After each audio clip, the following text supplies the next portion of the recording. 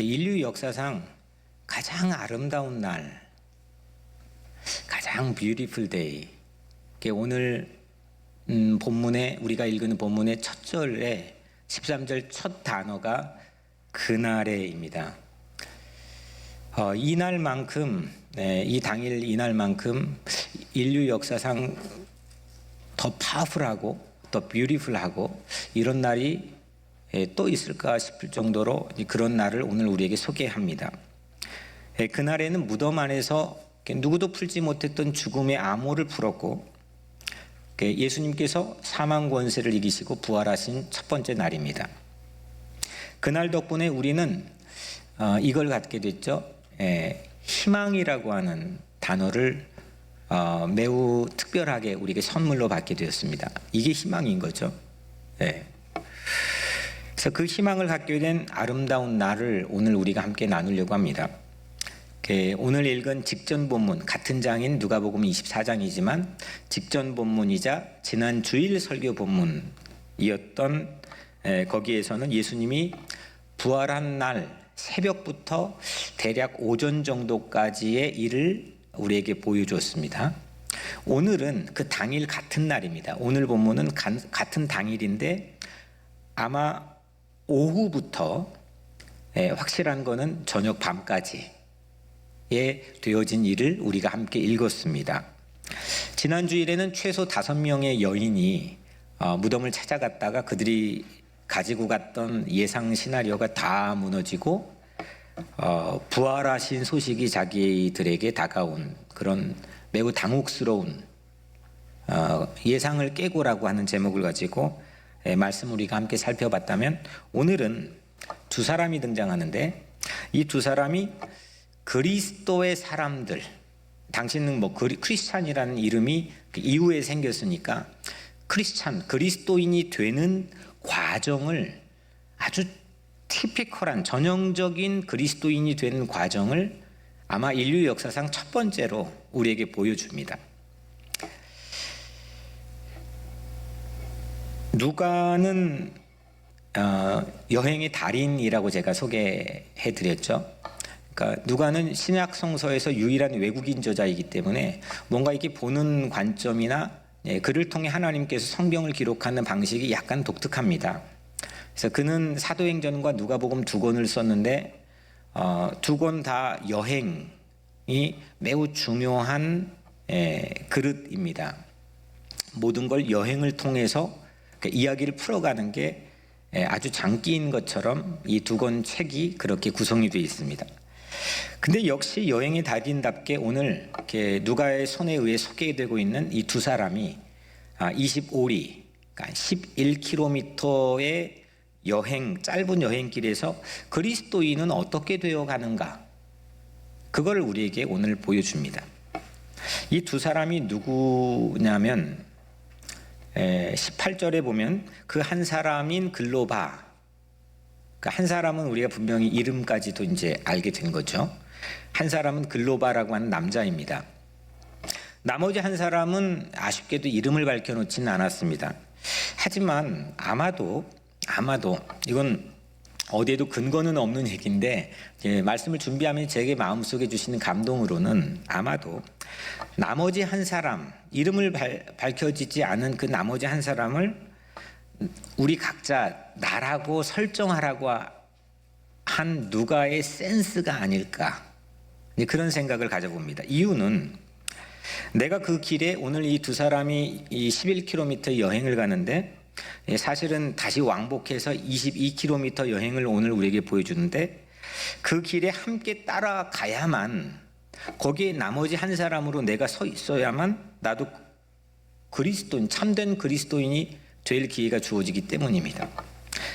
두 사람 밖에서 그냥 멀뚱멀뚱 구경꾼으로만 오늘 말씀을 우리 같이 나누게 된다면 오늘 설교는 여러분들에게 아무 소용이 없을 겁니다.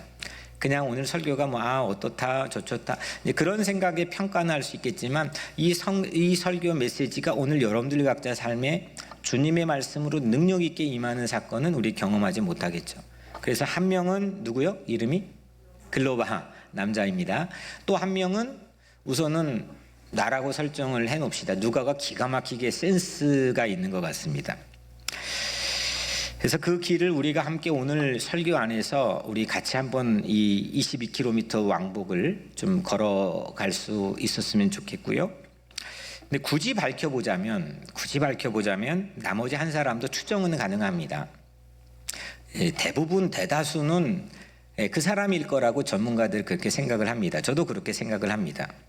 요한복음 19장 25절에 보면 예수의 십자가 곁에는 그 어머니와 이모와 글로바의 아내 마리아와 막달라 마리아가 섰는지라. 그러니까 예수님이 십자가 못 박혀 죽으실 때 여인들이 몇 있었는데 그 중에 한 명이 글로바의 아내 마리아였다는 거예요. 그래서 그 나머지 한 사람, 오늘 이 엠마오로 걸어가는 그 길에 여행했던 두 사람 중에 한 명은 글로바고 한 명은 그의 아내인 마리아로 대개 추정을 합니다. 여튼 그건 오늘 우리에겐 상당히 중요한 팩트는 아니고요. 더 중요한 건 내가 그 길을 따라가는 겁니다. 그래서 여러분은 오늘 이 왕복 그 편도 21km, 왕복 22km 이 역사적으로 처음 공개된 그리스도인은 이렇게 되는 거야 라고 하는 이 매우 의미 있고 위대한 길을 저와 함께 걸어가기를 주의 이름으로 축원합니다. 두 사람의 출발지가 어디였습니까? 그쵸. 정말 수준이 높아요. 예루살렘에 출발을 했습니다. 9절에 보면 오늘 읽지는 않았지만 지난 주일 읽은 9절에 보면 무덤에서 돌아가 이 모든 것을 11사도와 다른 모든 이에게 알리니. 누가 알렸어요? 그 여인들이죠. 최소 5명 이상의 여인들이 무덤 갔다가 너무 황당하고 당혹스러운 신비로운 일을 경험하고 다시 막 돌아와서 11명의 사도들과 다른 모든 이들에게 알렸습니다. 그 방, 알렸던 방, 그 방에 이 두 명은 오늘 엠마오로 가는 글로바와 아마도 마리아로 추정되는 이 두 사람은 그 현장에 있었습니다. 왜냐하면 오늘 첫 절에 13절에 보면 그날에 그들 중 둘이, 이 그들이 바로 그 방에서 그 여인들을 통해서 그 빈무덤에서 이루어졌던 일을 들었던 사람들입니다. 그들 중 둘이, 그러니까 이 사람들 두 명은 이 부활의 소식을 우선 들었어요, 안 들었어요? 들었습니다. 그걸 듣고 예루살렘을 떠나서 엠마오를 향해 길을 시작했습니다. 그 길을 시작하는 과정에서 두 가지의 중요한 이벤트가 벌어집니다. 이게 그리스도인이 되는 전형적인, 조금 과하게 말하면 이걸 통해서만 그리스도인은 될 수 있다라고 하는 것을 처음 누가를 통해서 하나님은 우리에게 공개해 줍니다. 그래서 이 두 가지 일을 경험한 이 두 사람은 오늘 세 번째로 마지막으로 거기에 대해서 반응을 합니다.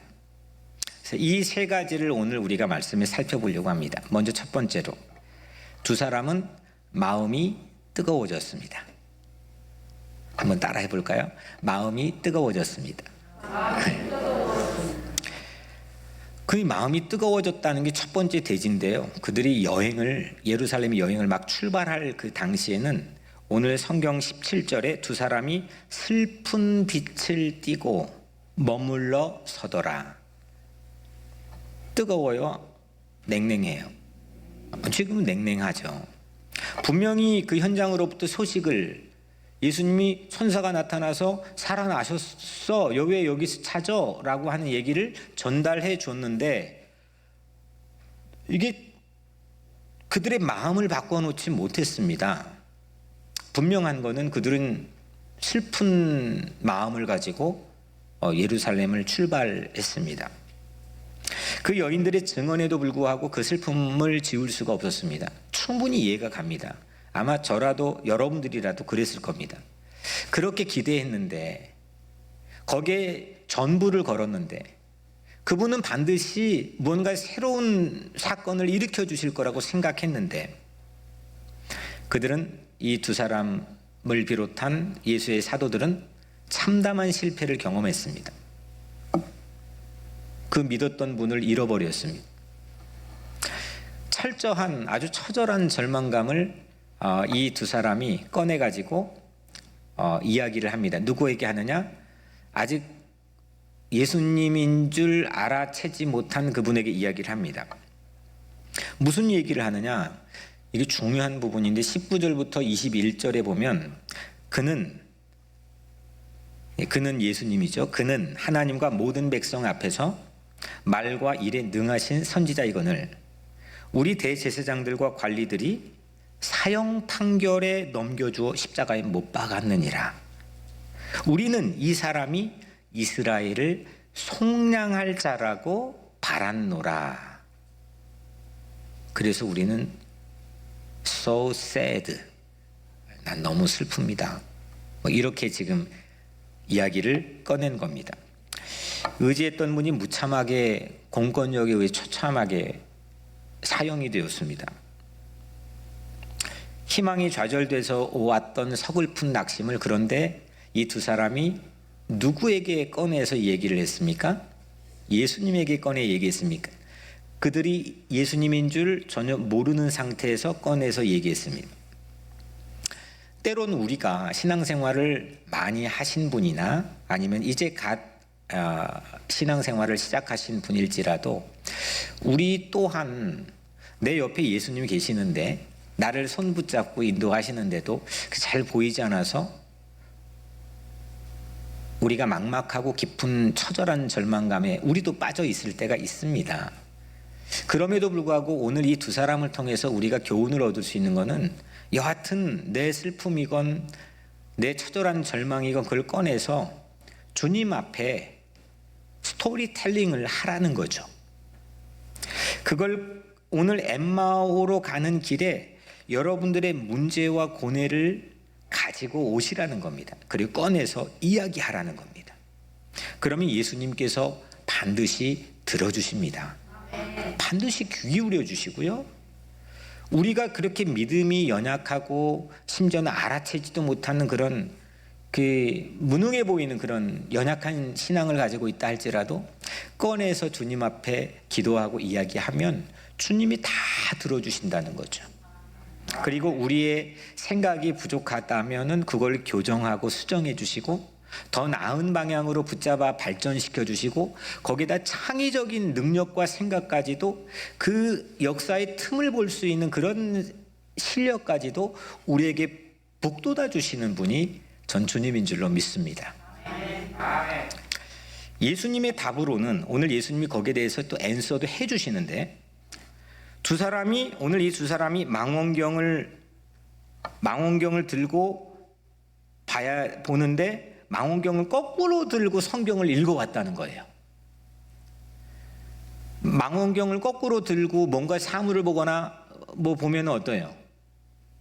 제대로 볼 수가 없죠. 보이기는 보겠지만 제대로 파악할 수가 없겠죠. 예수님의 답입니다. 25절 26절입니다. 미련하고 선지자들이 말한 모든 것을 마음에 더디 믿는 자들이여, 그리스도가 이런 고난을 받고 자기 영광에 들어가야 할 것이 아니냐. 아멘. 그러니까 두 사람은 이렇게 성경을 이해한 거죠. 하나님이 이스라엘을 고난에서 구원하신 이야기로 성경을 이해했습니다. 틀린 얘기 같지는 않죠. 뭐 맞는 이야기처럼 들려요. 다시 말씀드리겠습니다. 하나님이 이스라엘을 고난에서 구원하신 스토리로 성경을 읽었습니다. 그런데 반대로 예수님에 의하면 성경은 하나님이 이스라엘을 고난을 거쳐서 구원하신 이야기로 읽었습니다.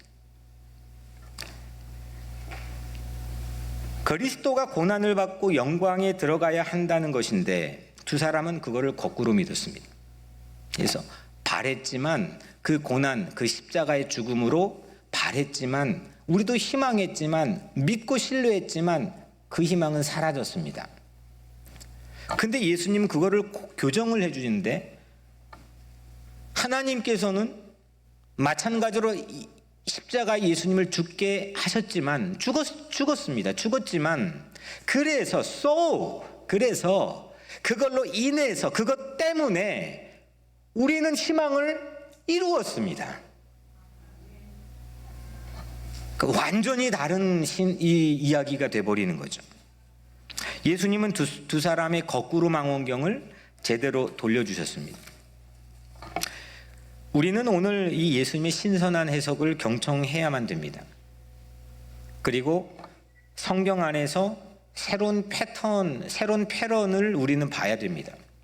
이거 다 오늘 너희들 성경 읽어보지 않았느냐라고 예수님이 두 사람에게 얘기했는데 뭐 읽어보지 않았겠습니까? 주이시입니다. 그 예수님 따라다녔습니다. 회당 맨날 갔을 겁니다. 성경 모르겠습니까? 태어날 때부터 유전인자가 그냥 성경인 사람들입니다. 근데 얼마나 기분 나빴겠습니까? 저 사람 스파이 아니야? 이렇게 생각할 수도 있었을 겁니다. 그런데 그걸 하면서 이 사람들이 성경 안에 있는 새로운 패런이 보이기 시작합니다. 성경은 늘 언제나 새로운 패턴을 우리에게 보여주는 책입니다. 익숙한 내가 아는 이야기가 나와서 너무 반갑다. 그런 안도감을 주는 이건 내가 알았는 이런 책이 아닙니다. 이런 게 있었어? 이런 패턴이 있는 거야? 이거 나가면 대박이겠는데? 이걸 보여주는 책이 성경입니다. 예수님과 오늘 두 사람은 그 대화를 한 겁니다.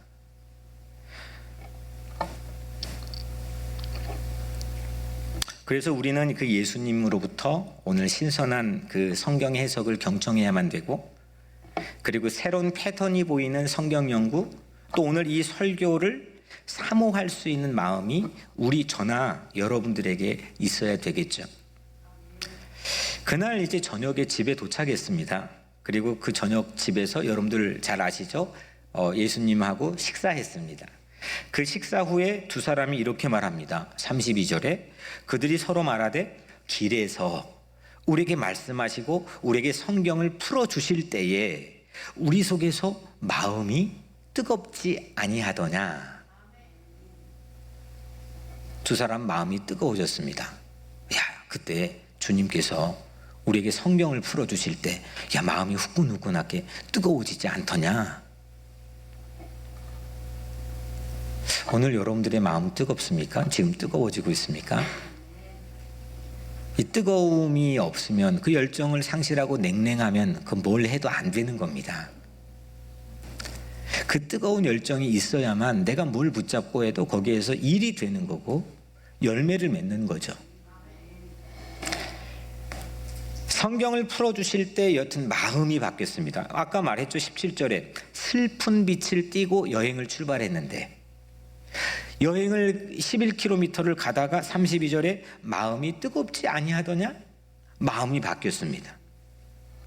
오늘 이 시간도 예수님께 저와 여러분들에게 성경을 풀어주셔서 우리의 슬픈 마음이 있다면 뜨거운 마음으로 변화되기를 축원합니다. 고난을 거쳐서 영광에 이르는 그런 축복이, 그 성경의 축복이 우리 마음을 뜨겁게 회복시켜 주시기를 주님의 이름으로 간절히 축원합니다. 첫 번째는 뭐였죠? 두 사람이 마음이 뜨거워졌습니다. 두 번째는 뭐냐면 두 사람은 눈이 밝아졌습니다. 한번 따라해 볼까요? 눈이 밝아졌습니다. 두 사람은 이 11km 여행을 다 마치고 집에 도착했습니다. 엠마오에 있는 그 마을에 있는 집에 도착했습니다. 우리는 길을 지금 잘 따라왔습니까? 한 명은 글로바고 한 명이 마리아로 추정되지만 그 자리에 여러분들 길을 잘 따라오고 있죠? 그 집에까지 들어가야 됩니다. 식탁에도 앉아야 됩니다. 그 구경꾼으로만 쟤네들 뭐 하지? 나도 아는 저 하는구나. 그걸로는 아무런 역사가 여러분들의 삶에서 일어나지 않는 거죠. 그 한 사람이 여러분들입니다. 집에 들어왔습니다. 식탁에 앉았습니다. 예수님께서도 들어와 다행히 그날 저녁 그 식탁에 앉았습니다. 여러분들의 한 가지 질문을 할게요. 성경 안에서 첫 번째 식사가 어떤 식사일까요? 수 없는 식사가 구약에도 신약에도 있을 거 아닙니까? 첫 번째 식사가 어떤 식사일까요?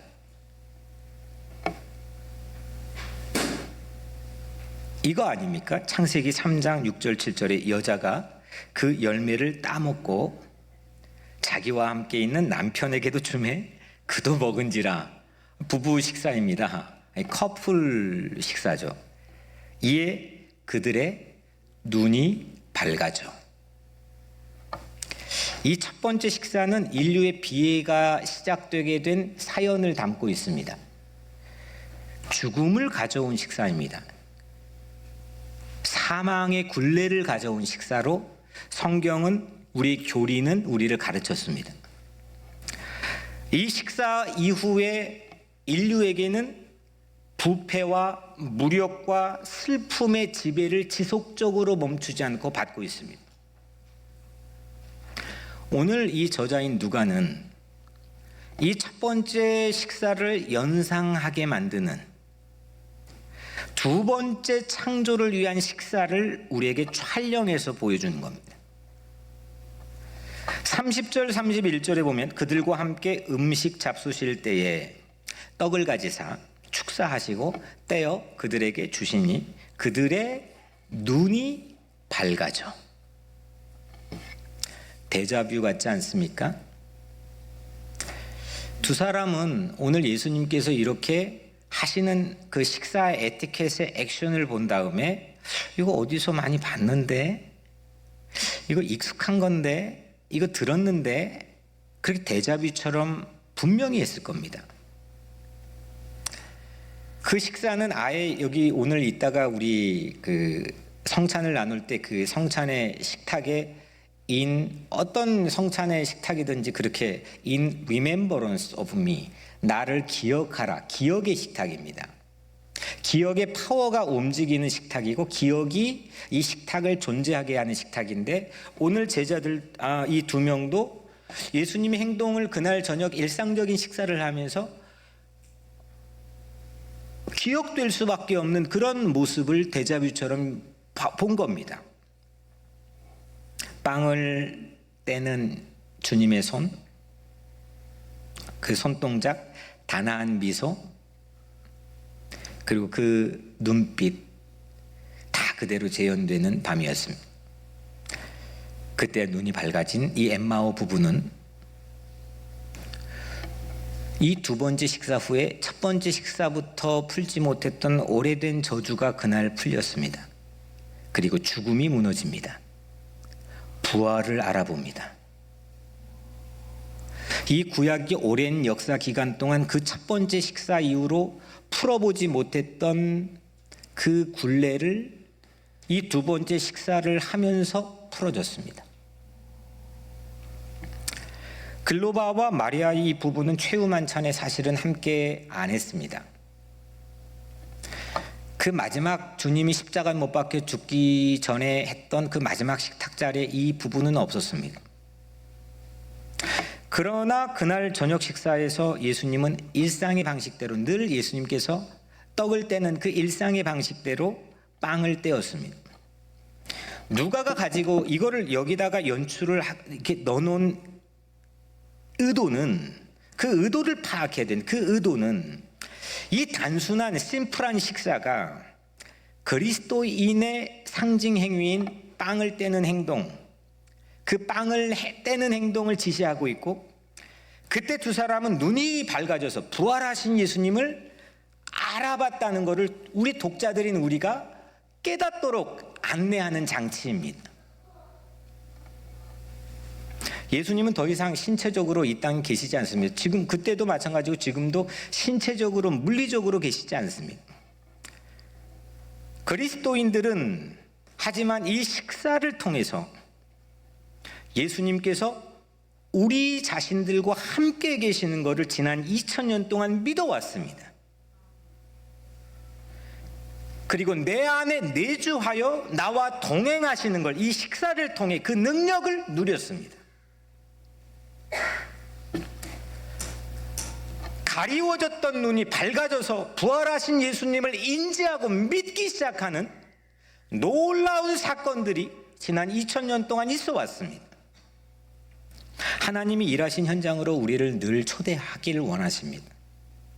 말씀으로 뜨거워지고 성찬으로 눈이 밝아진 그 여행으로 우리를 주님께서는 초청하십니다.